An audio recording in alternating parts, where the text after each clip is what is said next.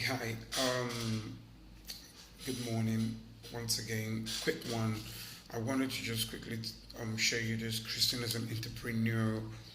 Um, Apparently, I'm into a lot of little stuffs here and there. So, a lot of folks have asked me times on number, like, why don't you share these things so that everybody could just get in on it?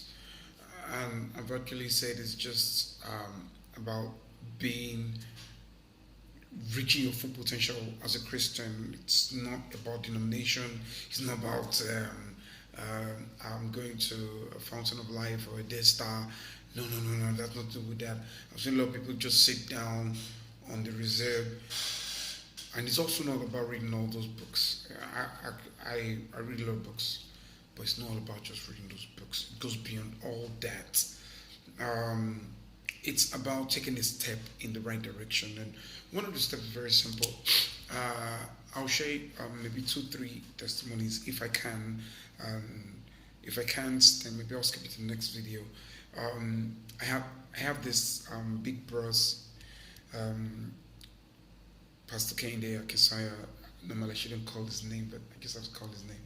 Um, I remember one time we were talking, and one of the things that got to me was like, just start something. You know, when you use the word just start something, he was thinking and was telling himself, what am I going to start? What exactly am I going to start? Is it like, I don't have money, I need capital. But apparently, you really don't need capital. All you need is an idea and taking a step. Yeah, we've had those words before, some motivational speakers or something. I'm thinking about those kind of taking a step. Take a step, tell yourself, okay, I'm going to do this consciously. Now, I'm not also promising you you're going to get the best of results all the time. Sometimes you might get the right results, sometimes you might not get the right results. But if Christ is in it, you're going to get the right results all the time. You understand? Then you now look like, oh wow, this guy.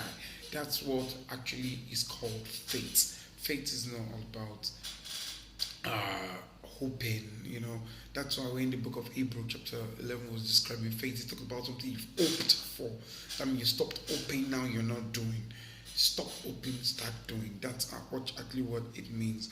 You see, Christ didn't say, wow, I'm the savior of the world, I'm just going to sit down there. He was learning carpentry. Did you know that? We talk about it. His father was a carpenter, he learned carpentry. Oh, ah, he learned to study. He learned the books. That was why at the age of 12 he was able to sit in front of all those men and talk. He was a man that loved to read. He learned. He made chairs. And I'm going to ask a question, very funny question. How much do you think Jesus would charge if he was really doing those chairs? You make a chair for you, how much do you think he would charge you? You know, that's where honesty comes in. You understand? It's not just being. Many of us we're not very honest as entrepreneurs, and that's why the business just die naturally. You find out that you struggle to make it happen. It doesn't happen. It doesn't happen because you're lying. You you're fraud. You're fake. I'm not saying don't make a profit. Don't get me wrong, but charge make a profit. Do not charge anything in excess of 30%. Now you tell me how did you come about 30%? Well, I actually got that from project management actually. It's nothing, it does not do it, it's not biblical. You understand? Do not charge anything in excess of 30% of the total cost of the contract. Any profit that goes beyond that, that means there's something wrong. You are stealing. That's my take. And it's not necessary you take it as a standard, but actually, it's just the way it is.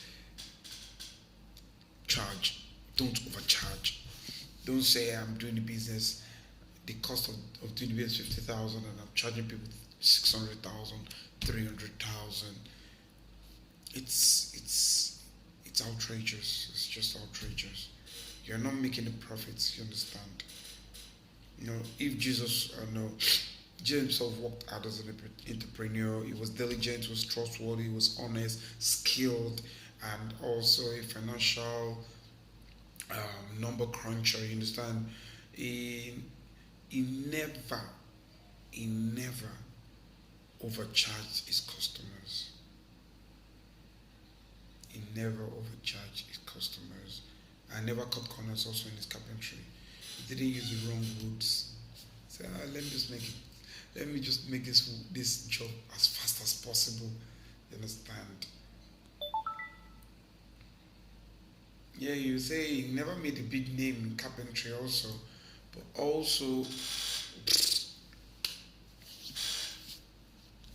he did what he had to do. He made money. The Bible never talked about the family of Jesus being poor to the point where they couldn't feed themselves. They could feed themselves. Maybe they didn't have all the riches. You understand? He did.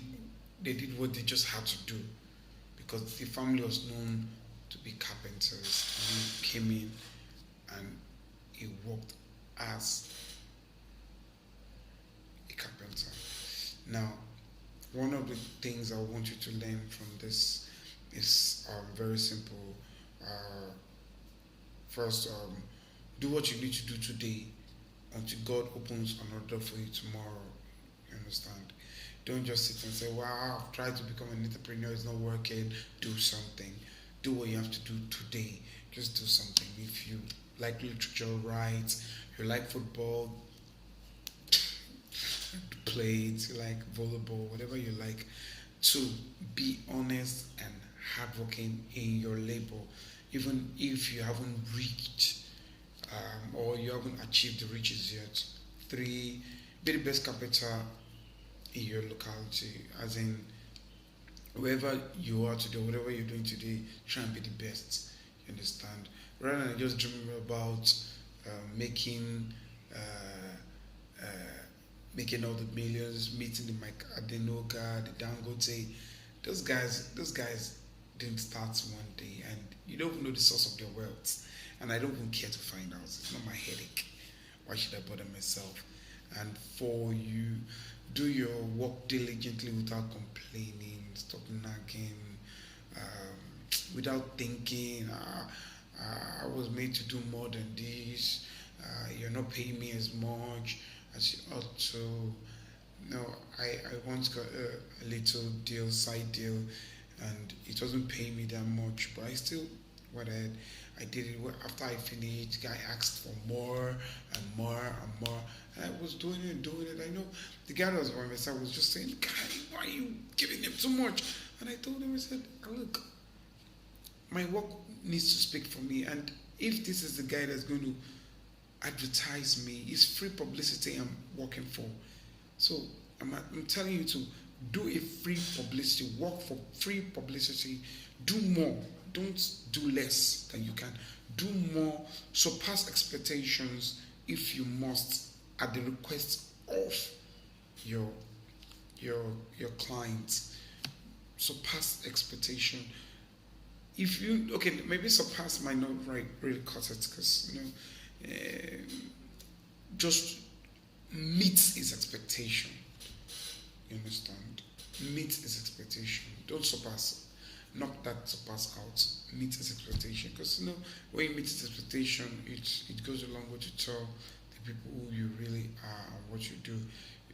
You understand? And they will be the one to go out there to tell people, oh my, Bray Beniza Bolari is a fantastic manager because Bra Kenda Kinsoya is a fantastic farmer. He could deliver on time. He meets timelines. Those are the things that will go out there to talk about you. And I understand it's not just about money. It goes beyond money. But you see, when you work well. When you work well, people would speak well of you and your job. And even when they are not even speaking well of you at the moment, when they're not speaking well, your job will speak for itself. trouble speak for itself. Once again, my name is Tim Chapakionvilla. Please subscribe. I don't, maybe next video I'll try and do a bit of animation and put all the subscribe buttons on the screen. But no, for now, I'm not putting all that. I'm just trying to get as much information out there because apparently people are telling me I'm not talking much. That you have a lot to say and you're not going out there with the wrong information you're getting out there that should try and meet say more. So I'm trying to say as much as I can. I hope this video meets somebody and talk to somebody. You can comment under the video. Let me read your comments and see how it goes. All right.